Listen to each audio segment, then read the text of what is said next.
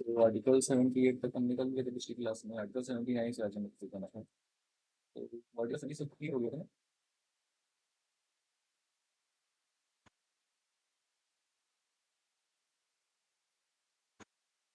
Article 70 सभी को clear हो गया था।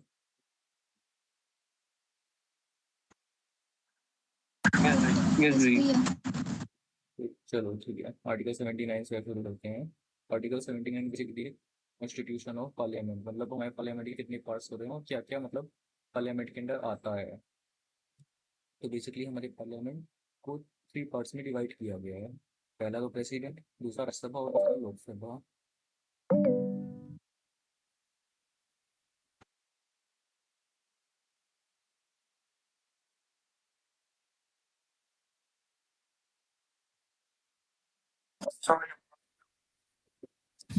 कोई बात सॉरी भैया, नहीं, लेट चलो होने तो के लिए।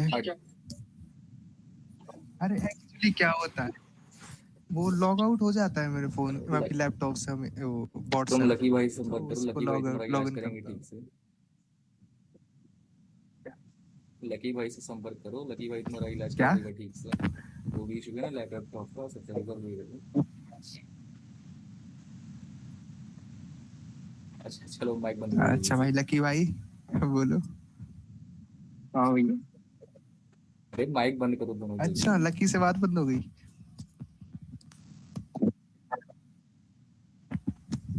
अरे यार, माइक एक्चुअली माइक क्या माइक है बंद भाई, करो। मुझे आवाज नहीं आ रही। अरे हाँ। आर्टिकल 79 देख लेते हैं हम लोग। आर्टिकल 79 में कॉन्स्टिट्यूशन ऑफ पार्लियामेंट दी गई है, मतलब कि पार्लियामेंट की कितने पार्ट्स होते हैं। कुल मिला के हमारे देश की जो पार्लियामेंट है ना, उसके 3 पार्ट्स होते हैं। पहला प्रेसिडेंट, दूसरा राज्यसभा और तीसरा लोकसभा। इनमें पहला प्रेसिडेंट, दूसरा राज्यसभा और तीसरा लोकसभा। इनमें प्रेसिडेंट तो हमारा एग्जीक्यूटिव हेड हो गया। उसके बाद 2 हाउसेज होते हैं हमारे, एक राज्यसभा और एक लोकसभा। राज्यसभा को अपर हाउस कहा जाता है और लोकसभा को लोअर हाउस। तो ये चीज बहुत अच्छी ध्यान रखिए, अपर हाउस कहा जाता है राज्यसभा को और लोअर हाउस लोकसभा को, ठीक है।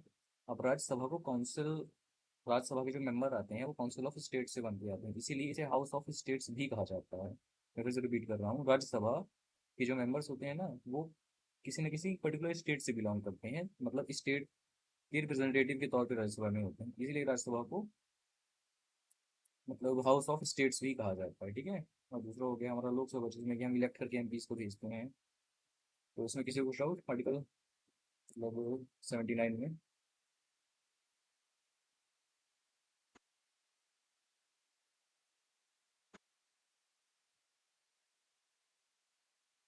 79 में अभी तक किसी को कुछ डाउट? तो अब जैसे कि मैंने बताया 2 हाउसेस होते हैं, सुनो एक भैया। राज्यसभा दूसरा लोकसभा। सबको इंडिविजुअली देखेंगे, ये चीज़ मेरे नोट्स में तो मेंशन नहीं है, लेकिन पर्टिकुलरली हमें इन 2 हाउसेस के बारे में कुछ चीज़ें ध्यान रखनी है। तो ये मैं बताता हूँ। सबसे पहले अपन बात करते हैं राज्यसभा के बारे में। तो राज्यसभा की पहली सीटिंग कब हुई थी, डेट बहुत इंपॉर्टेंट है, डेट याद रखना है। राज्यसभा की पहली सीटिंग जो हुई थी वो हुई थी 13 मई 1952 को। मैं फिर रिपीट कर रहा हूँ, राज्यसभा की पहली सीटिंग, उसको हम फर्स्ट सेशन भी बोल सकते हैं, पहली सीटिंग हुई थी 13 मई 1952 को, ठीक है। और राज्यसभा हमें बनी कब थी? तो राज्यसभा हमें बनी थी मतलब कॉन्स्टिट्यूट हुई थी 3 अप्रैल 1952 को। तो 2 डेट्स याद रखना है, बनी कब थी 3 अप्रैल 1952, और फर्स्ट सिटिंग कब हुई थी 13 मई 1952, ठीक है। राज्यसभा के रिगार्डिंग 2 डेट्स ध्यान रखनी है। उसके बाद जैसे कि मैंने बताया, इसे काउंसिल ऑफ स्टेट्स भी कहा जाता है, क्योंकि ये किसी न किसी स्टेट को रिप्रेजेंट करती है, मतलब इसके जो मेंबर्स होते हैं ना, वो किसी न किसी स्टेट के रिप्रेजेंटेटिव होते हैं, ठीक है। उसके बाद हम देखते हैं लोकसभा के बारे में। तो देखो, फर्स्ट सिटिंग दोनों की याद रखना थोड़ा सा आसान है, इसलिए कि दोनों की फर्स्ट सिटिंग जो है ना वो एक ही डेट को हुई थी, वो डेट है 13 मई 1952। चाहे राज्यसभा हो चाहे लोकसभा हो, दोनों ही हाउसेस की जो फर्स्ट सिटिंग हुई थी वो 13 मई 1952 की हुई थी, ठीक है ना। और लोकसभा की अगर कॉन्स्टिट्यूशन की बात की जाए, तो लोकसभा बनी कब थी, मतलब कॉन्स्टिट्यूट कब हुई थी, तो ये हुई थी 17 अप्रैल 1952। हमने राज्यसभा के केस में देखा था, राज्यसभा कॉन्स्टिट्यूट हुई थी 3 अप्रैल 1952 को, लेकिन हमारी लोकसभा कॉन्स्टिट्यूट हुई थी 17 अप्रैल 1952। और इसे हाउस ऑफ पीपल कहा जाता है, जैसे राज्यसभा को हाउस ऑफ स्टेट्स कहा जाता था, क्योंकि वहाँ पे जो रिप्रेजेंटेटिव बैठते थे उन्हें किसी न किसी स्टेट द्वारा चुन के भेजा जाता था। वो बेसिकली किसी न किसी स्टेट को रिप्रेजेंट कर रहे होते थे। लेकिन लोकसभा में जो लोग बैठते हैं मेंबर ऑफ पार्लियामेंट, उन्हें पीपल्स के द्वारा डायरेक्टली इलेक्ट करके भेजा जाता है, इसीलिए इसे लोकसभा को हाउस ऑफ पीपल्स भी कहते हैं, ठीक है ना। इसमें जो मेंबर्स होते हैं वो डायरेक्टली पीपल्स के द्वारा इलेक्टेड होते हैं। लेकिन जो राज्यसभा के हमारे मेंबर्स होते हैं वो डायरेक्टली पीपल्स के द्वारा इलेक्टेड नहीं होते। उन्हें किसी पॉलिटिकल पार्टी से एक पर्टिकुलर स्टेट से चुन के उस स्टेट को रिप्रेजेंट करने के लिए राज्यसभा में भेजा जाता है, ठीक है ना। तो वो हम डायरेक्टली इलेक्ट करके नहीं भेजते हैं। तो ये लोकसभा और राज्यसभा सभी क्लियर।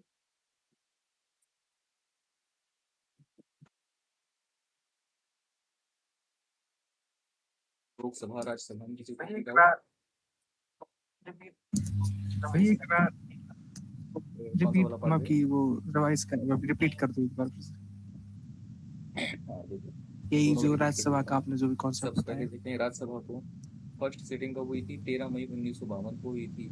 राज्यसभा हमारी बनी कब थी, मतलब कॉन्स्टिट्यूट कब हुई थी? 3 अप्रैल 1952 की कॉन्स्टिट्यूट हुई थी।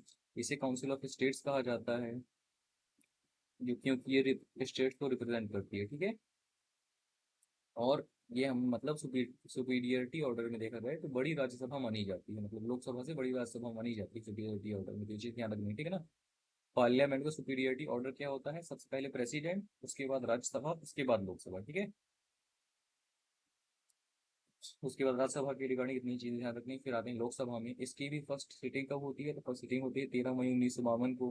कॉन्स्टिट्यूट मतलब लोकसभा में बन के तैयार कब हुई? 17 अप्रैल 1952 को। और इसे हाउस ऑफ पीपल्स के नाम से जाना जाता था। याद रखना, राज्यसभा जो है वो हाउस ऑफ स्टेट्स है और लोकसभा जो है हाउस ऑफ पीपल है, ठीक है।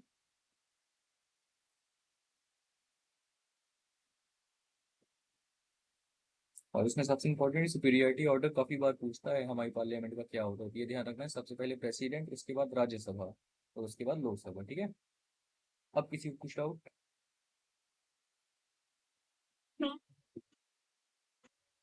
लोकसभा का फर्स्ट सिटिंग भैया हुआ था। लोकसभा फर्स्ट का सिटिंग फर्स्ट केवल दोनों सीटिंग की कब हुआ याद रखना था? आसान है, क्योंकि दोनों एक ही डेट को हुई थी, 13 मई 1952, ठीक है।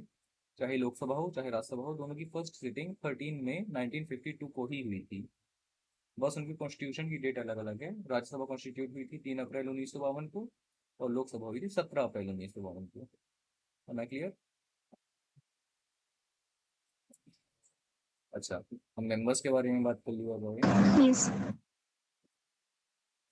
राज्यसभा सभा लोकसभा देखते हैं। कोई बता सकता है लोकसभा में कितने मेंबर्स होते हैं? मैक्सिमम मेंबर्स कितने हो सकते हैं लोकसभा में?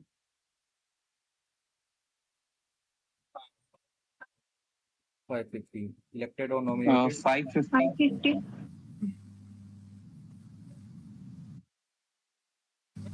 इलेक्टेड मेंबर्स से 543 होते हैं। भाई एक बार मैं रिपीट भी कर चुका हूँ।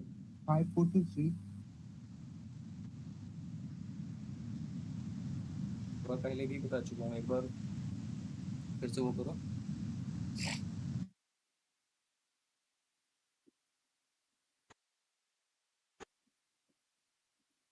देखो, 538 इलेक्टेड होते हैं, 12 नॉमिनेटेड होते हैं, ठीक है। ये चीज याद रखना इसलिए आसान है क्योंकि राज्यसभा में जो नॉमिनेटेड मेंबर्स होते हैं उनकी संख्या 12 ही होती है। राज्यसभा में देखो, लोकसभा में टोटल मेंबर्स होते हैं 550, 538 इलेक्टेड एंड 12 नॉमिनेटेड। और विपिन जो तुमने 543 बताई ना, वो भाई करंट स्ट्रेंथ है हमारी लोकसभा की, मतलब करंटली 543 मेंबर्स हैं हमारी लोकसभा के, ठीक है। प्रेजेंट में 543 मेंबर्स हैं यस लोकसभा में, भैया। ठीक है ना। उसके बाद राज्यसभा देखें, 238 इलेक्टेड मेंबर्स और 12 नॉमिनेटेड मेंबर्स। अच्छा, ओके। नॉमिनेट कौन करता है इन मेंबर्स को? प्रेसिडेंट करता है। किन किन फील्ड्स में करता है? प्रेसिडेंट। किन किन फील्ड्स में करता है? क्या भैया? मतलब अब प्रेसिडेंट किसी को भी उठा के तो नॉमिनेट नहीं कर देगा राज्यसभा के लिए, तो मतलब कुछ फील्ड्स उसने निर्धारित करी होंगी। तो किन किन फील्ड्स में नॉमिनेट करता है?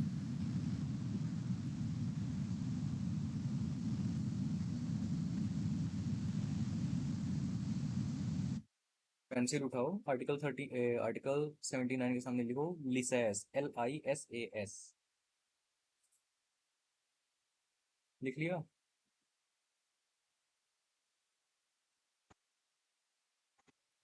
LISAS। भैया एक बार और रिपीट करो।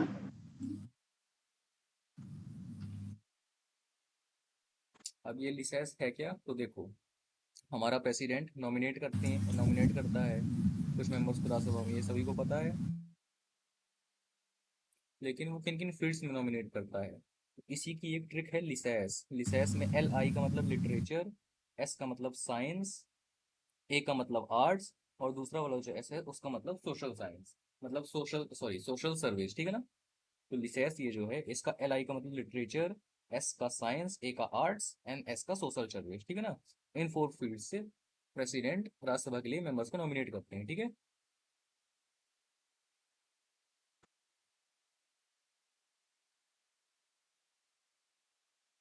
LI को भैया साथ ही में आई लेना है भाई। आई का मतलब LI का क्या था? मतलब लिटरेचर, S से साइंस, ओके, और एस मीन्स? आर्ट्स, और उसके बाद S से सोशल सर्विस, हाँ, ए मीन्स आर्ट। ठीक है। ओके। अच्छा, ये चीज़ें सभी क्लियर हो गई ना कि लोकसभा के जो मेंबर्स होते हैं वो डायरेक्टली इलेक्टेड होते हैं, और जो राज्यसभा के मेंबर्स होते हैं वो इनडायरेक्टली इलेक्टेड होते हैं, मतलब उनको हम डायरेक्टली इलेक्ट पे नहीं भेजते हैं। तो इसी में कोई किसी को कुछ डाउट तो नहीं है?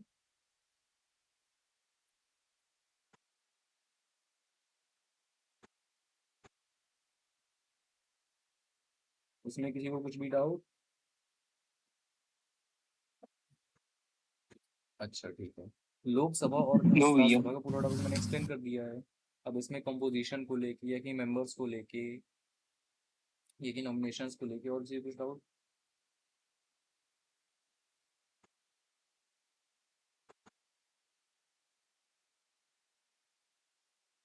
चलो, यहाँ पे हमारा आर्टिकल 79 स्वाहा होता है। इसमें बेसिकली कंपोजिशन ही दी गई है कि सबसे पहले प्रेसिडेंट, उसके बाद राज्यसभा, उसके बाद लोकसभा, ठीक है ना। अब चलते हैं आर्टिकल 80 में। आर्टिकल 80 पर्टिकुलरली रिलेटेड है राज्यसभा से, मतलब जो भी मैंने 3 बार जैसा बताया ना कि राज्यसभा में इतने मेंबर्स होते हैं और इसे अपर हाउस कहा जाता है। तो आर्टिकल 80 में राज्यसभा का ही पूरी मतलब डेफिनेशन और उसी को पूरे वो दिए गए हैं, मतलब उसे राज्यसभा को ही एक्सप्लेन किया गया है आर्टिकल 80 में, ठीक है। अब इसको याद रखना इसलिए आसान है, मैंने सुपीरियरिटी ऑर्डर बताया था। सबसे पहले राज्यसभा आती है, उसके बाद लोकसभा आती है। तो जैसे ही हम कंपोजिशन पढ़ेंगे ना आर्टिकल 79 में, तो उसके ठीक बाद आर्टिकल 80 में आएगी राज्यसभा, और उसके ठीक बाद आर्टिकल 81 में आएगी लोकसभा, ठीक है। आर्टिकल 80 पूरी तरीके से आर्टिकल 80 पूरी तरीके से रिलेटेड है राज्यसभा से, हाँ भैया। और आर्टिकल 81 पूरी तरीके से रिलेटेड है लोकसभा से। इसमें किसी को कुछ भी डाउट?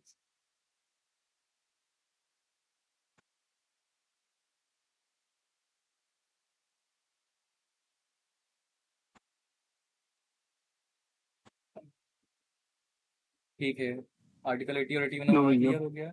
बाकी मैंने राज्यसभा और लोकसभा के बारे में सब एक्सप्लेन कर दिया। उसके बाद हम चलते हैं आर्टिकल 82 में, जिसमें है रीएडजस्टमेंट आफ्टर ईच सेंसस। देखो, मेरे जो नोट्स हैं ना उसमें कुछ आर्टिकल्स मैंने नहीं लिखे हैं, क्योंकि कुछ ऐसे आर्टिकल्स थे जो काफ़ी अभी तक किसी भी एग्जाम में पूछे नहीं गए हैं। तो मेरे नोट्स में बेसिकली सिर्फ वही आर्टिकल्स हैं जो किसी न किसी एग्जाम में पूछे गए हैं अभी तक, ठीक है ना। तो यूनियन के काफ़ी सारे आर्टिकल्स मिस मिलेंगे, तो उनको मैं एक बार यहाँ रीड कर दूंगा, तो अगर लिखना चाहो तो लिख लेना तुम लोग, ठीक है। बाकी जितने भी इंपॉर्टेंट हैं तो उसमें हैं, ठीक है।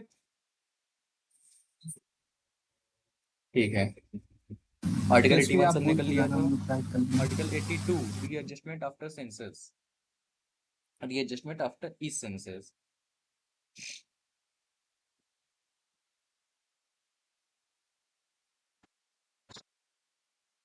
जैसे कि आप सबको पता होगा, हमारी भारत में अभी फिलहाल 550 लोकसभा की सीटें हैं, ठीक है। लेकिन अब इन सीटों का निर्धारण कैसे होता है, मतलब अगर मैं किसी को ये कहूँ कि मुझे लोकसभा की एक नई सीट बनानी है, तो किस बेसिस पे बनाएगा?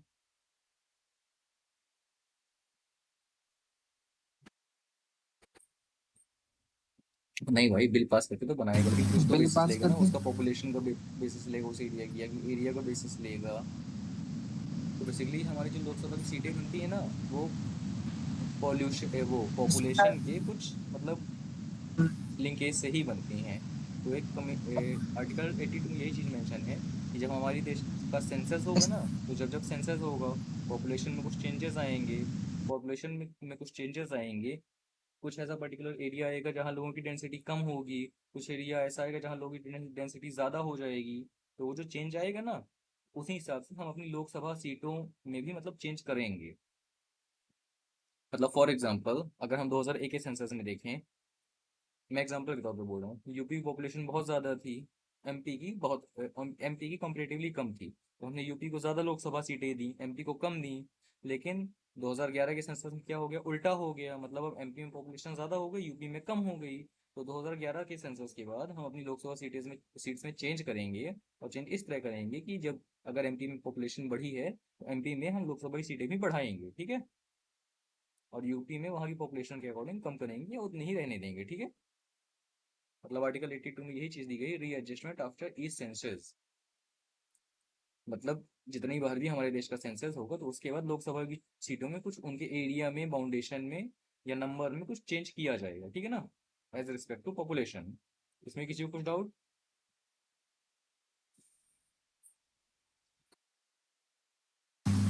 क्या? सीट्स तो उतनी होंगी ना, हाँ, सीट्स तो जो उतनी स्टेट होंगी, की सीट्स लेकिन होती हैं सीट वो का चेंज एरिया होती बदला जा जाएंगी। सकता है। मतलब कि जो सीट है लोग। मतलब फॉर एग्जाम्पल हाँ। देखो, सतना का ही लेते हैं। पहले मान लो सतना और रीवा एक सीट में थी, लेकिन जब इसकी फॉर्म पॉपुलेशन बड़ी होगी तो इन्होंने सतना और रीवा दो अलग अलग सीटों में डिवाइड कर दिया, और किसी ऐसी ऐसे एरिया की जहाँ पॉपुलेशन घटी होगी उसको किसी और सीट के साथ मर्ज कर दिया। मतलब कुल मिला के वो डेंसिटी एडजस्ट करना है उनको, कि जहाँ लोग यस ज्यादा हो भैया। गए तो वहाँ सीटें बढ़ा दो, जहाँ कम हो गए तो वहाँ सीटें या तो किसी के साथ मर्ज कर दो, या फिर मतलब कुछ एडजस्टमेंट करो। इसी को हम नाम क्या देते हैं, इसी का नाम हम देते हैं डिलेमिनेशन, ठीक है। यही जो हम सीटों में एडजस्टमेंट करते हैं ना, इसी को हम कहते हैं डिलेमिनेशन। ओके। भैया, भैया मैंने कहीं पर पढ़ा था कि 10 लाख बेसिकली 10 फिक्स लाख पर नंबर तो एक नहीं सीट है, एक होती है, तो अप्रोक्सीमेशन के इसलिए लिए हम 10 लैक्स काउंट करते हैं, लेकिन वो अभी फिक्स अभी नंबर 10 नहीं है लाख भाई, के 10 पास। लैक्स का। हाँ सत्यम भाई। ओके।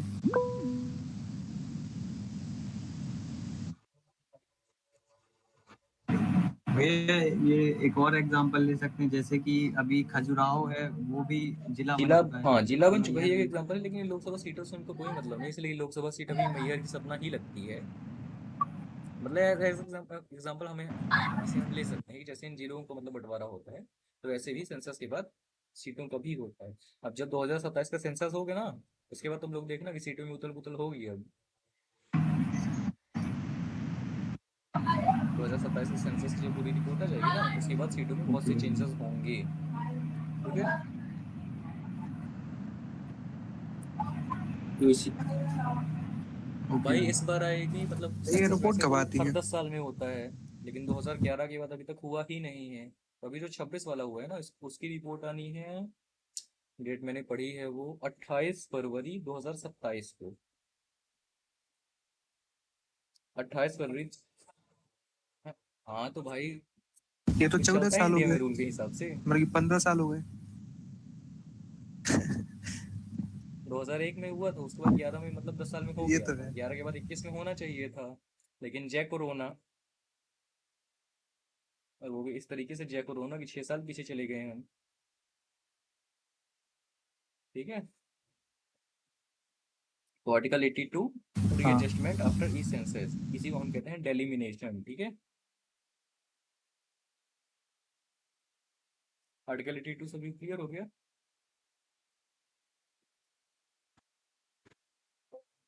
तो देखो सोचिए हमने क्या पढ़ा था, 79 में ये कंपोजिशन पढ़ा था, सबसे पहले प्रेसिडेंट, उसके बाद राज्यसभा, उसके बाद लोकसभा, उसके बाद 80 में हमने पढ़ा था राज्यसभा, 81 में पढ़ा था लोकसभा, और 82 में रीएडजस्टमेंट आफ्टर ई सेंसस, इसी को हम कहते हैं डेलिमिनेशन। 82 तक सभी क्लियर?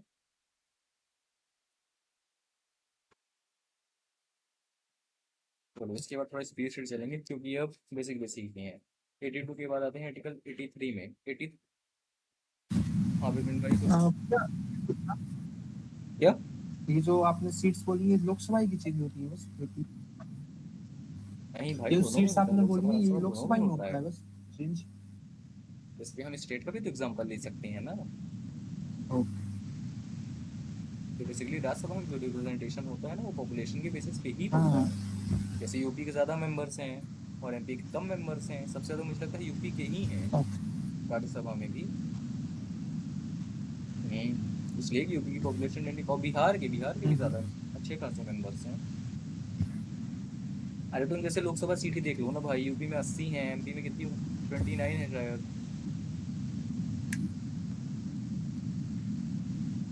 82 होगा, देखो 83 में जो आर्टिकल 83 भी आता है, 83 में है ड्यूरेशन ऑफ हाउसेस। लोकसभा की ड्यूरेशन क्या होती है?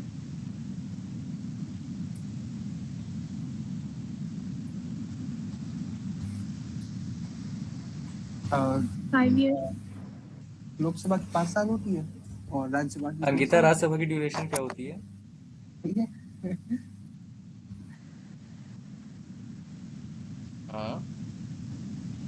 राज्यसभा का अच्छा, राज्यसभा तो सक्षम राज्यसभा की ड्यूरेशन डिसॉल्व क्या नहीं होती है? होता। सिर्फ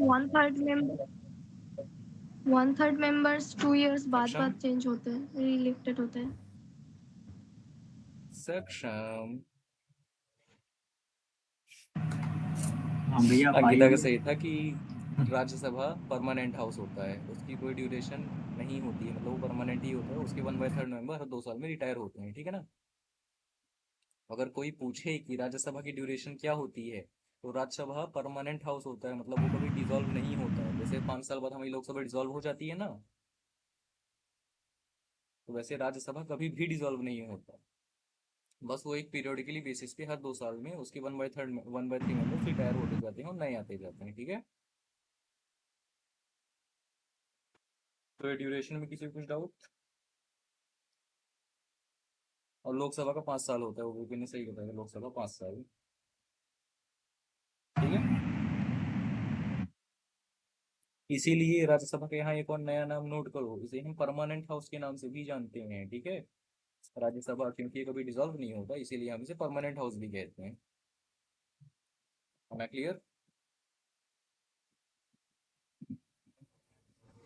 अच्छा, जैसे मैंने बताया क्लियर लोकसभा है डिसॉल्व भैया। हो सकता है, मतलब लोकसभा भंग कर सकते हैं हम। लोकसभा को डिसॉल्व कौन करेगा? प्रेसिडेंट। प्रेसिडेंट, ठीक है। प्रेसिडेंट। प्रेसिडेंट।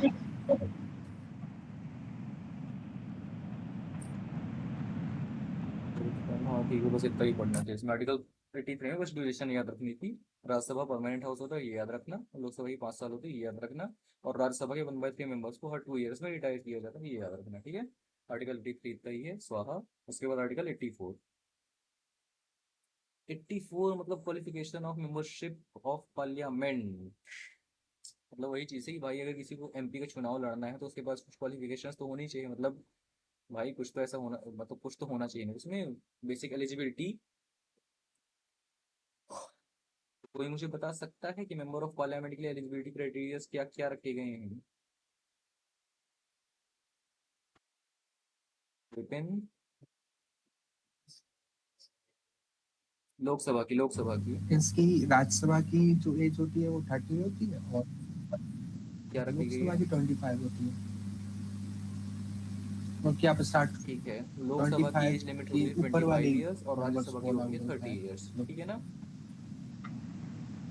इसको हम इस चीज़ से याद रख सकते हैं, बस ये याद रखो राज्यसभा जो है वो बुढ़ों का हाउस है, इसीलिए उसकी एज लिमिट 30 ईयर्स के बाद काउंट की गई है। और लोकसभा जवानों का हाउस है, इसलिए 25 ईयर्स के बाद काउंट की है, ठीक है। तो देखो 84 में क्वालिफिकेशन ऑफ मेंबरशिप दी गई हैं। सबसे पहली तो यही है कि इंडिया का सिटीजन होना चाहिए। दूसरी है मिनिमम एज, जो कि मैंने बताया लोकसभा के लिए 25 ईयर्स और राज्यसभा के लिए 30 ईयर्स। उसके बाद पार्लियामेंट के द्वारा कुछ क्वालिफिकेशन टाइप की जाएंगी, वो सब भी होनी चाहिए, ठीक है ना। बेसिकली ये तीन तो होनी, ये दो तो होनी ही चाहिए, ठीक है ना। एक तो 25 साल के ऊपर होना चाहिए, दूसरा इंडिया का सिटीजन होना चाहिए, ठीक है। तो आर्टिकल 84 सब क्लियर हो गया। उसके बाद चलते हैं आर्टिकल 85 पे। तो आर्टिकल 85 यस मतलब भैया। सेशंस ऑफ पार्लियामेंट, मतलब पार्लियामेंट के जो हमें सेशंस होते हैं ना, सुना होगा। समर सेशन, मॉनसून सेशन, उसके बाद विंटर सेशन, बजट सेशन, सुना है ना। तो आर्टिकल 85 में सेशंस के बारे में ही बताया गया है कि ये सेशंस कब कब होंगे, कैसे Yes, कैसे yes. होंगे, प्रोग्रेशन का कैसे होगा, डिसॉल्वेशन कैसे होगा, ठीक है ना। तो बेसिकली देखो 3 मेन सेशंस होते हैं हमारी लोकसभा के। सबसे पहली चीज तो ये, तो सेशंस बुलाता कौन है, सेशंस कॉल आउट कौन करता है? स्पीकर और स्पीकर। कोई? प्रेसिडेंट। स्पीकर तो सेशन को प्रिसाइड करता है बेटा, President. सेशंस को समन करता है प्रेसिडेंट, बुलाता प्रेसिडेंट ही है। इसको इस चीज से याद रखो कि जब घर में कोई पंचायत लगती है ना, अच्छा। तो सबको हमारे बब्बा ही बुला के बैठाते हैं। तो हमारे देश का बब्बा कौन है? प्रेसिडेंट है। तो बुलाएगा सबको प्रेसिडेंट ही, उसके बाद प्रिस्क्राइब करेगा स्पीकर, ठीक है। क्या वो तो भाई है, एग्जाम्पल दिया यार, अपने इधर की तो भाई है प्रेसिडेंट। मैं भूल गया। हाँ हाँ क्या, हाँ सेशंस। बेसिकली 3 सेशंस होते हैं। एक होता है बजट सेशन, दूसरा मॉनसून और तीसरा विंटर, ठीक है ना। 3 सेशंस होते हैं, मैं फिर से रिपीट कर रहा हूँ। पहला होता है बजट सेशन, दूसरा मॉनसून सेशन और तीसरा विंटर सेशन। और इनकी टाइमलाइन भी अच्छे से ध्यान रखनी है। बजट सेशन जो होता है ना, फरवरी टू अप्रैल चलता है। मैं फिर से रिपीट करूँ, बजट सेशन फरवरी से अप्रैल। उसके बाद मॉनसून सेशन जुलाई से अगस्त या सितंबर, ठीक है। और विंटर सेशन नवंबर से दिसंबर, ठीक है ना। इसमें समर सेशन जैसा कुछ नहीं है, 3 ही सेशन है, बजट, मॉनसून और विंटर।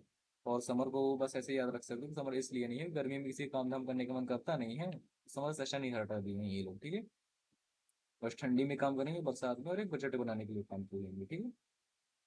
इसमें किसी को कुछ डाउट 85 में?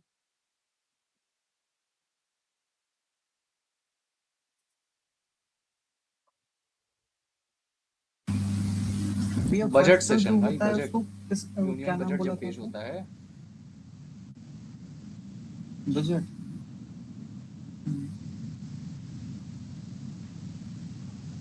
हाँ यस।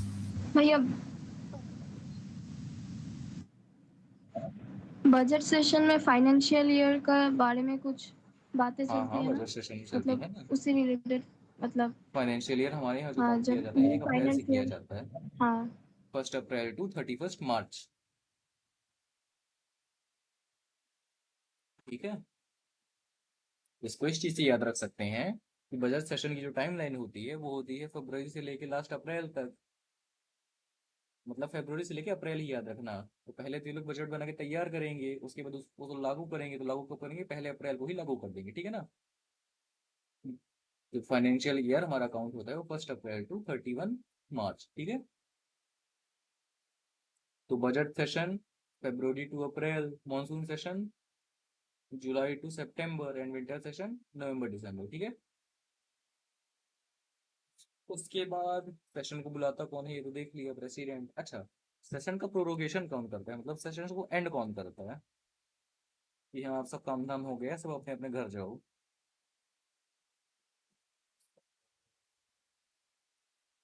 और स्पीकर। कोई?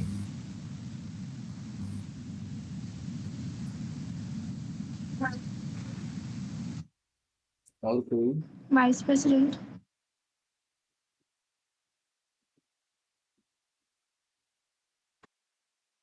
कोई जब बुला प्रेसिडेंट ही रहा है तो वापस भी तो प्रेसिडेंट ही भेजेगा ना। जो हमें अपने घर में बुलाता है वही तो भगाता है ना, भगाने दूसरा थोड़ी आएगा। क्या? अपने मन से गाना। तो ये याद रखना, सेशंस को बुलाता भी प्रेसिडेंट ही है और एंड भी प्रेसिडेंट ही करता है। तो, एंड मतलब परमानेंट वाला एंड, की अब सीधे घर ही चले जाओ अपने, ठीक है ना, वो वाला एंड। तो बाकी अगर बीच में टेम्परेरी ब्रेक अगर होता है तो वो जरूर स्पीकर के द्वारा होता है, जो कि प्रिसाइडिंग ऑफिसर होता है, ठीक है ना। लेकिन सेशन पूरी तरीके से एंड कौन करता है? तो प्रेसिडेंट ही करता है, ठीक है। ओके। और इसकी एड एंड एडवाइस पे करता है, तो काउंसिल ऑफ मिनिस्टर्स की एड एंड एडवाइस पे करता है, ठीक है ना। तो ये चीज क्लियर होगी सेशंस के बारे में सब। ओके भैया।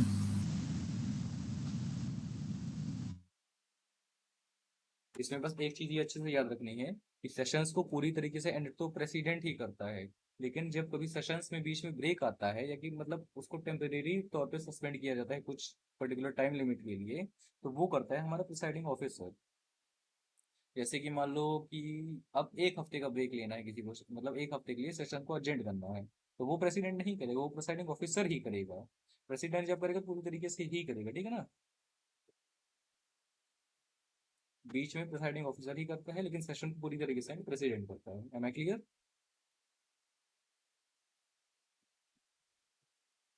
तो आर्टिकल 85 किया ना हमने, ओके जी। 85 सेशंस हो गया। उसके बाद आर्टिकल आर्टिकल 86 में right of president to address and send messages, मतलब राज्यसभा मतलब प्रेसिडेंट हमारा जो है वो लोकसभा और राज्यसभा दोनों हाउसेस में कुछ मैसेजेस भेज सकता है। अब वो मैसेज किसी के भी रिगार्डिंग हो सकते हैं, बिल्स के रिगार्डिंग, एक्ट्स के रिगार्डिंग, ठीक है ना।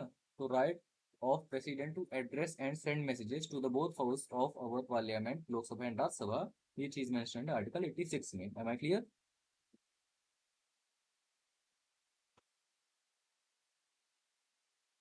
M I clear?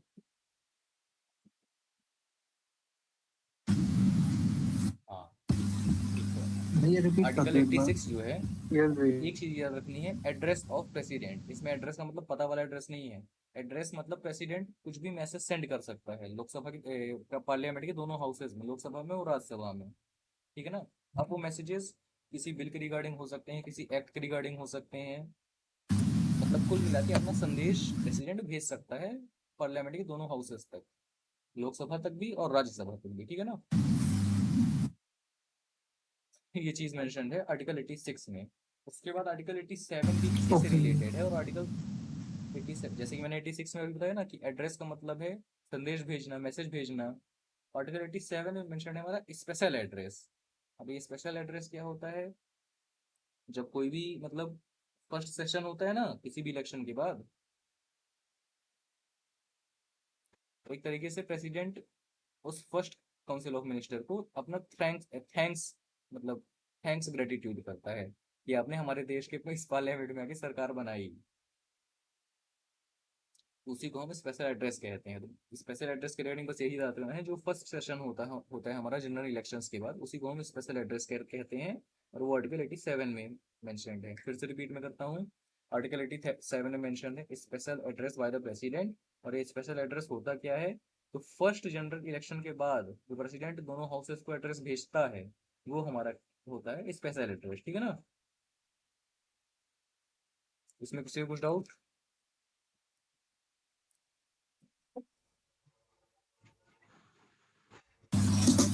मतलब कि ये हर साल हाँ सेम ही भाई, रहता ये होगा, नया क्या ही कॉपी बोल लेगा पेस्ट वो। करके देता है ना। अब बस वो नाम बदल जाएंगे, कभी आइए मोदी जी, कभी आइए ओके। मनमोहन सिंह जी, बस उसके अलावा क्या ही नया ओके। बोलेगा, तुम खुद बताओ ना। हाँ लेकिन मतलब पहले इसको एड्रेस ट्रिक से भी आएगा, याद ये कर याद सकते रखना। हैं, स्पेशल 86 में एड्रेस में एड्रेस सेम ही आएगा, रहेगा। 87 में आएगा और स्पेशल इट एड्रेस, हाँ। ठीक है। ओके। अब 88 right of ministers and attorney general, तो ये नॉट सो इम्पोर्टेंट, इसको मैं स्किप कर रहा हूँ। एक बार राइट रीड कर देता हूँ, चलो। आर्टिकल 88 है right of ministers and attorney general, मतलब कि एक मिनट, अरे भाई आर्टिकल 88 में ये चीज मेंशन है कि हमारे जो मिनिस्टर्स होते हैं ना, वो किसी भी हाउस में जाके बोल सकते हैं, मतलब किसी भी हाउस में जाके बोल तो सकते हैं, लेकिन उन्हें जो वोटिंग करने का अधिकार होगा किसी भी बिल के रिगार्डिंग, वो सिर्फ अपने ही हाउस में होगा। फॉर एग्जाम्पल, लकी भाई कहाँ गया? हाँ लकी भाई है।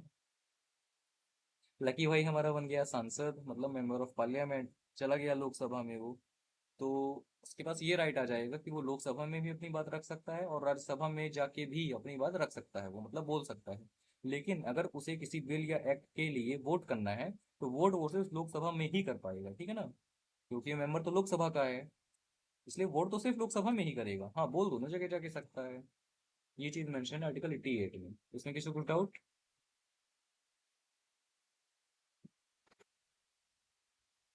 ठीक है। नहीं। आर्टिकल 88 हो गया। उसके बाद 89 chairman and deputy chairman of Rajya Sabha. अब ये आया चेयरमैन का टॉपिक। आर्टिकल 89 में मेंशन है chairman and deputy chairman of Rajya Sabha, कुल मिला के स्पीकर ऑफ राज्यसभा। ठीक है ना, स्पीकर से ज़्यादा अच्छे से समझो तुम लोग। तो हमारे राज्यसभा के स्पीकर होता कौन है?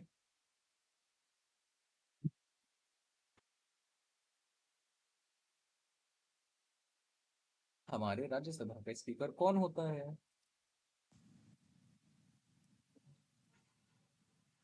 क्या? Chairman of राष्ट्रसभा। हमारे राज्यसभा का काउंसिल ऑफ स्टेट्स का राज्यसभा का स्पीकर चेयरमैन कौन होता है? हाँ, वाइस प्रेसिडेंट। ये क्या क्या वाइस बोल रहा था अभी president. Vipin? Chairman of Rajya Sabha. अभी वही तो मैं क्वेश्चन पूछ रहा हूँ कि होता कौन है चेयरमैन ऑफ राज्यसभा? प्रेसिडेंट होता है। समझ नहीं चेयरमैन पाया पूछे था या फिर अभी। स्पीकर पूछे, दोनों एक ही चीज है, ठीक है ना, तो इसमें कंफ्यूज मत होना। अच्छा, हमारे राज्यसभा का चेयरमैन होता है वाइस प्रेसिडेंट, और इसका जो वाइस चेयरमैन मतलब डेप्यूटी चेयरमैन जो होता है, वो राज्यसभा के मेंबर्स के द्वारा ही चुन के बैठा दिया जाता है, ठीक है। तो ये दोनों दोनों जो है ना, चेयरमैन और डेप्यूटी चेयरमैन ऑफ राज्यसभा, तो ये मेंशन है आर्टिकल 89 में, ठीक है ना। Article 89, chairman and deputy chairman of Rajya Sabha, ठीक है। अब उसके अलावा एक और क्वेश्चन हमने देखा, वॉइस प्रेसिडेंट जो होता है राज्यसभा का चेयरमैन होता है, लेकिन क्या वो राज्यसभा का मेंबर होता है?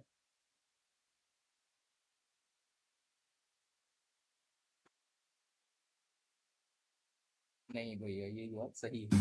नहीं हमारा भैया। वॉइस प्रेसिडेंट किसी भी हाउस का मेंबर नहीं होता है, क्योंकि जो हमारी वाइस प्रेसिडेंट की ये पोस्ट है ना, एक एग्जीक्यूटिव पोस्ट है, लेजिस्लेटिव नहीं है, इसलिए वो किसी हाउस का मेंबर नहीं हो सकता है, ठीक है ना। ये चीज याद रखना है कि भले ही वो राज्यसभा का चेयरमैन यानी कि स्पीकर होता है, लेकिन वो राज्यसभा का मेंबर नहीं होता है, ठीक है।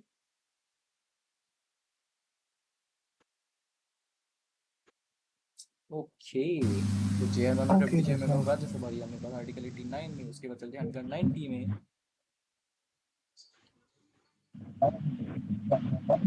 अच्छा, टाई में क्या इसमें वाइस प्रेसिडेंट वोट कर सकते हैं? अगर टाई हुआ वोट में, हाँ हाँ, नहीं कर जैसे सकता है वो। स्पीकर कर सकते हैं देखो, लोकसभा वोटिंग राइट में उन्हीं के पास होंगे जो मेंबर जब होंगे टाई उस हो हाउस जाता के। है। जब उस मामले में I think casting vote deputy chairman के पास होता है, उसको कास्टिंग वोट कहते हैं, वो डिप्टी चेयरमैन के पास होता है, ठीक है। अच्छा। तो आर्टिकल 89 क्या था, चेयरमैन और डिप्टी चेयरमैन हो गया। उसके बाद article 90, okay. Resignation of and removal. तो अब हमने जो आर्टिकल 89 में जिनका सिलेक्शन किया था ना, चेयरमैन और डिप्टी चेयरमैन का, उन्हीं का रेजिग्नेशन और रिमूवल दिया गया आर्टिकल 90 में, ठीक है ना। तो इसको बस इस तरीके से याद रखेंगे कि पहले तो चुनेंगे यानी कि बैठाएंगे, उसके बाद भगाएंगे। 89 में बैठाएंगे और 90 में भगाएंगे, ठीक है।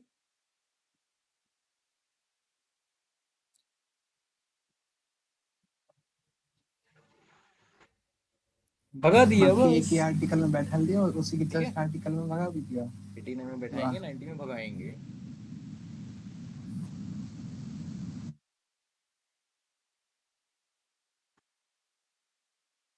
उसके बाद चलते हैं आर्टिकल पर ये भगाएंगे और अरे अब भगाएंगे हाउस की क्यों, मतलब कि प्रोसीडिंग्स क्या में वो रीजन ठीक क्या तरीके होता है? से मतलब कंट्रोल नहीं कर पा रहा होगा, उसको बैठाया किस लिए जाता है? प्रिसीडिंग ऑफिसर को बैठाया किस लिए जाता है कि हमारा हाउस अच्छे से प्रिसाइड कर सके, ओ, जब तुम लगे हाउस अच्छे से चल सके, सेशंस हमारे अच्छे से प्रोपोगेट हों। जब उस चीज में वो सफल हो जाता है, असफल हो जाता है, तो उसलिए उसको भगाने का बिल निकाला जाता है, जो कि मेंशन है आर्टिकल 90 में, ठीक है ना।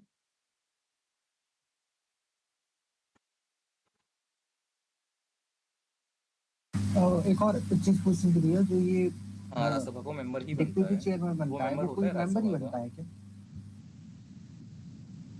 तो उसको, हाँ, हाँ, तो उस उसको पोस्ट सिर्फ से उस हटाएंगे, बाकी पोस्ट से राज्यसभा हटाएंगे, तो नहीं डिप्यूटी हटा चेयर सकते ना से भाई, अब भगाएंगे ना, राज्यसभा मेंबर स्पीकर भी हटा सिर्फ थोड़ी देंगे। भगाएंगे। वो सिर्फ उस पोस्ट से हटाएंगे जिस पोस्ट पे हम 89 में बैठा रहे थे ना, सिर्फ उसी पोस्ट से ही हटाएंगे, ठीक है।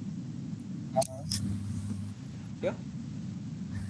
ये उसको सब नहीं आती होगी, मीन्स उसको मीन्स एक बार वो कुछ बना है, उसके बाद उसको हटा दिया गया उसके बैड अरे तो परफॉर्मेंस से, क्या तो शर्म तो उसको सिर्फ भाई, आती होगी।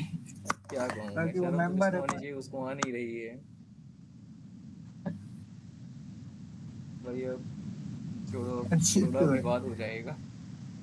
ये आर्टिकल रियलिटी को चले 90 जाते में क्या हो। था, resignation and removal of deputy chairman, ठीक है ना। रियलिटी पर चले उफ, उफ। उसके बाद आर्टिकल 91 में मेंशन है पावर और ड्यूटी ऑफ डिप्टी चेयरमैन, मतलब जो हमारे डिप्टी चेयरमैन होता है ना राज्यसभा का, इसकी इसको कौन कौन सी पावर्स दी गई हैं और इसकी ड्यूटीज क्या क्या होती हैं, ये चीज मेंशन है आर्टिकल 91 में। देखो भगाने का 90 में ही मेंशन कर दिया है, तो उसके बाद पावर ड्यूटी 91 में मेंशन कर रहा है। नहीं भगाने का तो हम पहले ही कर देंगे कि तुम कुछ गड़बड़ करोगे तुमको भगा देंगे ही। उसके बाद वो अपनी पावर सुनो, पावर क्या क्या दी गई है तुमको। पावर से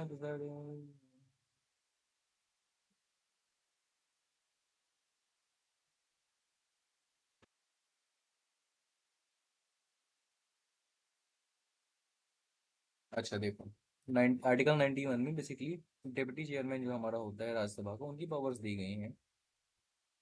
एक तो पावर सबसे पहले यही है कि जब चेयरमैन एब्सेंट हो उनके बिहाफ पे वो हाउस को प्रिसाइड करे, ठीक है ना, मतलब एक्टिंग चेयरमैन बन जाए उस पर्टिकुलर टाइम के लिए। दूसरी चीज, ऐसा भी तो केस हो सकता है ना जब राज्यसभा का चेयरमैन और डिप्टी चेयरमैन दोनों एब्सेंट हो, उस केस में क्या होगा। जब राज्यसभा के चेयरमैन और वाइस चेयरमैन दोनों ही एब्सेंट हों, डिप्टी चेयरमैन, तो उस केस में क्या होगा।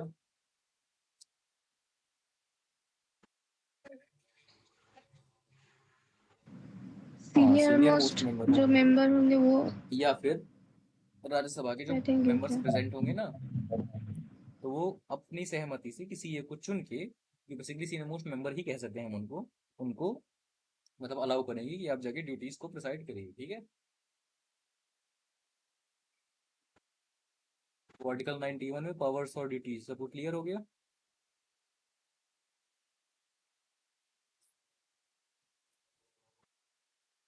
दस मिनट। ये ऐसे ही है ना जैसे सीजीआई बन जाता है, ठीक प्रेसिडेंट है, और वाइस और प्रेसिडेंट सीजीआई बन एब्सेंट जाता होते है हैं वो जब आर्टिकल 70। Chief justice of.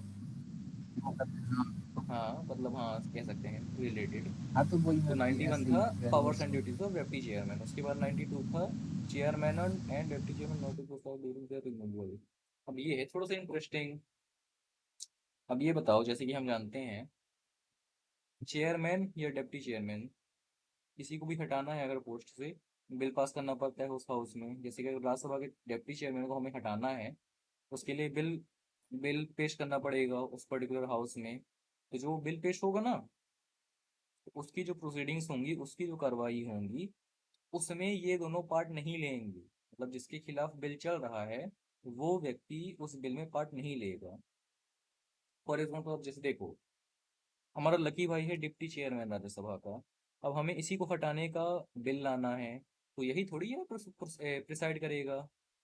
अगर यही प्रिसाइड करेगा तो थोड़ा पार्शियलिटी नहीं हो जाएगी कि हम इसी के खिलाफ केस चला रहे हैं और यही सबसे हाईएस्ट अथॉरिटी पे बैठा है, थोड़ा सा गलत नहीं हो जाएगा। इसीलिए जब इनके रिमूवल का वो चलेगा ना, मतलब जब उनकी रिमूवल की प्रोसेस चलेगी, उस दौरान ये प्रिसाइड नहीं करेंगे हाउस को, ठीक है।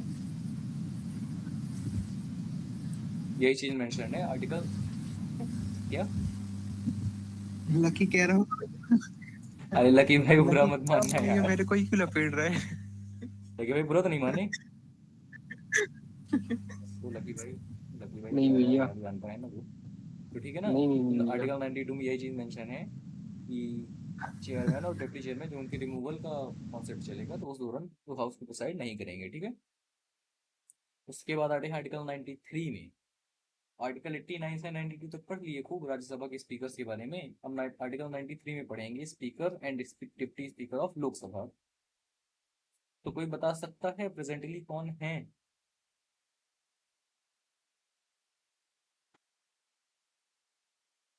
लोकसभा की प्रेजेंट में स्पीकर कौन है।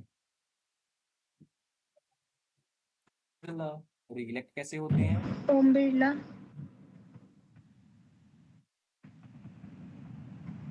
हमारे जो लोकसभा के स्पीकर होते हैं ये इलेक्ट कैसे होते हैं। इनको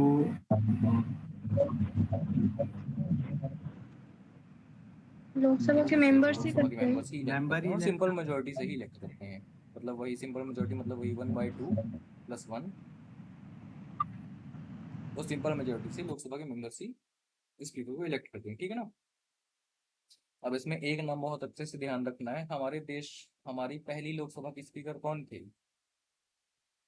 फर्स्ट स्पीकर ऑफ लोकसभा पता है किसी को?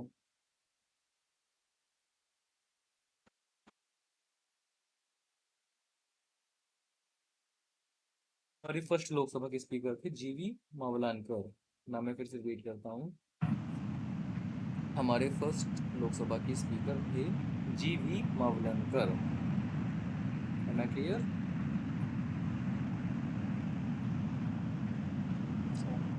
M I clear? क्लियर है। हमारे फर्स्ट ये लोकसभा एक के बार जो और स्पीकर थे उनका नाम था जी वी मावलनकर। जीवी मावलनकर। ये गणेश जीवी वासुदेव मीन्स मावलनकर शॉर्ट फॉर्म होता है गणेश जीवी वासुदेव। मावलनकर, तो इतना बड़ा नाम है। और जैसे कि मैंने बताया कि मैं हूँ आलसी, इसलिए शॉर्ट फॉर्म याद करो ज्यादा अच्छा रहेगा। ठीक है?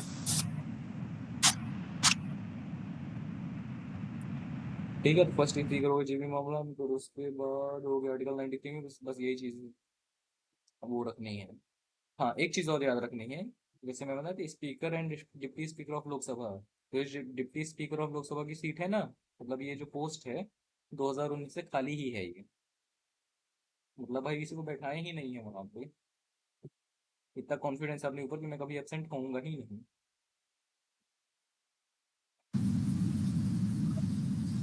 19 तो से फिर इसको एम्प्टी है भाई, मेंटेन अभी कौन तक करता है? डिप्टी स्पीकर है ही नहीं 2019 का। लोकसभा में 2019 के बाद से।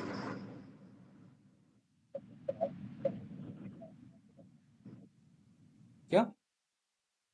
तो फिर मेंटेन कौन अरे करता है भैया? चलाता अरे, कौन है? स्पीकर की सीट है भाई, चलाता कौन है डिप्टी लोकसभा? स्पीकर की एम्प्टी है। मतलब जो स्पीकर के एब्सेंस में चलाएगा ना, उसकी सीट एम्प्टी है। ओ, नहीं हो रहा भाई अब तो क्या 2019 से, अब स्पीकर क्या ही एब्सेंट कहूँ ही मैं। क्यों होता? फील्डिंग सेट अभी करनी पड़ेगी एक दिन उसकी। क्या? सरकार हाँ, विवाद हो जाएगा। कुछ नहीं, नहीं, ये बर्बाद हो चीज याद जाएगा। रखना कि डिप्टी स्पीकर की जो सीट है 2019 से एमपी की है, ठीक है ना? अब आते हैं आर्टिकल 94 पे, तो याद है 89 के बाद 90 में हमने क्या पढ़ा था?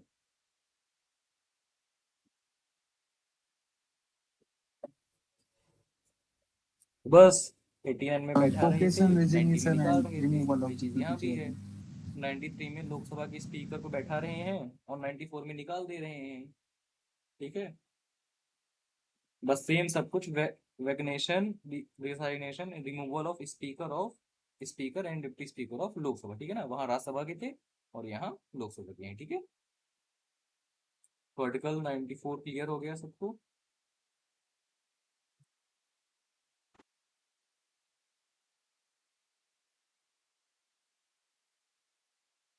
किसका? मतलब इन दो आर्टिकल का भी यूज ही नहीं हो रहा है 2019 के बाद। आर्टिकल 94 और 90, आर्टिकल 93 नहीं और हो रहा है, आर्टिकल 94 का यूज ही नहीं हो रहा 2019 के बाद, हटा रहे हैं ना भाई अब। क्योंकि कोई बन करें नहीं रहा यूज, है नहीं कर रहे डिप्टी तो अब क्या स्पीकर। कहूँ मैं। हाँ, नहीं हुआ 2019 के बाद, नहीं यूज हाँ, तो किया है। वही बोल रहा हूँ कि सेम स्पीकर मतलब होम यूज बिरला नहीं कब हो रहा से है, देख मतलब रहे हैं इन कि लोग, बुढ़े हुए तक यही दिखेंगे। अच्छा हाँ, ये बताओ करंट वाइस प्रेसिडेंट कौन है? क्या पता सकता है। क्या कृष्णा कृष्णान नैयर? ऐसी कुछ नाम है उनका। हाँ, नहीं नहीं, अरे मेरा इंटरनेट कनेक्शन क्या हो गया? जल्दी बोलो, कृष्णा नैयर। आप ये कोई हाँ, लकी भाई सीपी देखो, कोई राधा कृष्ण लकी भाई है। को मैं पता ना, लकी हाँ भाई का ऐसी कुछ सीवी राजा बात ही अलग है, राधा लेकिन सही सही बोल तो रहे है, हो। सीपी राधा कृष्णन है। ठीक है ना? Yes. चलो, 94 याद हो गया। 93 में बैठा रहे थे, 94 में उन्हीं को भगा रहे हैं, ठीक है? उसके बाद आते हैं 95।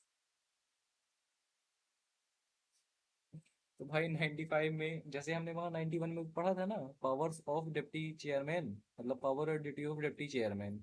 जब वही चेयरमैन एब्सेंट होगा तो डिप्टी चेयरमैन उसका स्थान लेगा, उसके स्थान पर प्रिसाइड करेगा हाउस को। वही चीज आर्टिकल 95 में मेंशन है लोकसभा के डिप्टी स्पीकर के लिए, कि जब स्पीकर एब्सेंट होगा तो डिप्टी स्पीकर प्रिसाइड करेगा सेशन को। मतलब हाउस को। लेकिन अब हो गया क्या ही गए, वो अब तो वो सीट ही नहीं है 2019 के बाद, क्या ही बेचारा करेगा, ठीक है ना। तो बस याद रखना है article 95 powers to perform duties, ठीक है ना।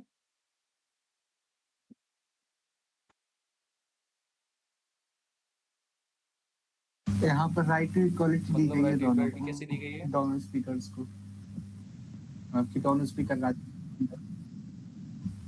मतलब both the speaker of the Rajya Sabha और लोकसभा के एक से सेम पावर, सेम हटाया जाएगा और सेम इलेक्ट, मतलब इलेक्ट का अलग वो है, भाई एक पर तरीके से ये उनको राइट टू इक्वालिटी है कि देखो, आपको इक्वल राय नहीं कैसे कह सकते, जाएगा। मैंने पहले ये स्टार्टिंग में ही बताया था, राज्यसभा सुपीरियर ही होता है, उसका हेड भी मतलब उसका चेयरमैन भी सुपीरियर होगा हाँ लोकसभा के स्पीकर से, ठीक है ना। राज्यसभा को हमेशा हर कॉन्टेक्स्ट में लोकसभा से बड़ा ही मान के चलना है, ठीक है।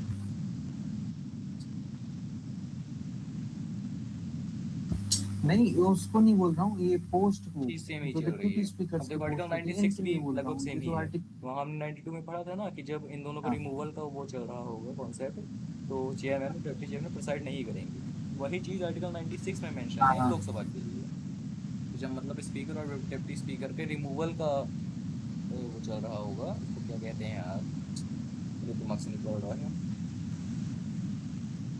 मतलब रिमूवल का इनका मोशन चल रहा होगा, तो उस दौरान ये हाउस को प्रिसाइड नहीं करेंगे, ये ठीक है।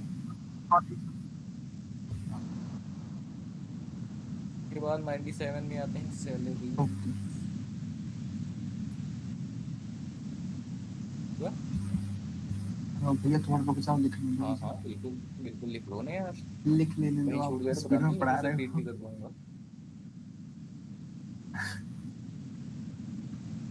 वही तो सही है, स्पेलिंग हाँ हो गया। आर्टिकल भैया बीच बीच का जो आर्टिकल्स नोट्स नहीं है, में ओके, इम्पोर्टेंट नहीं है। तो इम्पोर्टेंट यार क्या हाँ करूँ, मैं पीवाईक्यूज देखने के बाद बताऊंगा, ठीक है। हालांकि देखो बोलता जा रहा हूँ ना, साथ साथ में कुछ ना कुछ कीवर्ड तो याद, कीवर्ड तो मतलब लिखते ही चलो, तो कीवर्ड से क्लिक कर जाएगा फिर पूरा। अब देखो नोट्स में जो जो है ना,